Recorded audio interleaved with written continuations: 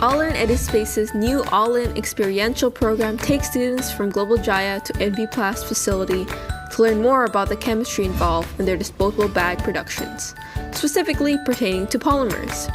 Here, students get the opportunity to apply theory they have learned inside the classroom with its real-world uses and reinvigorate their interest in the chemistry field. Students are taken on a tour of Enviplast's factory. This is where they get to explore the production side and see which tools are used to produce organic Enviplast bags, as well as how the materials are cut.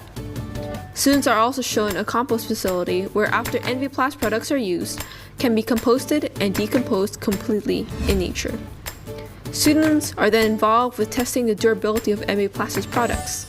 These tests include solubility, where they dissolve the organic bags in hot water, field tests, where they burn the organic bags, and ironing tests, where they iron the organic bags. These tests were also done to ordinary plastic bags.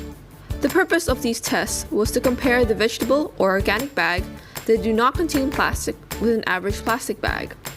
From this experience, students are not only able to learn about materials related to polymers through Enviplast's organic bags, but they also see the future industries involved in making the world eco-friendlier.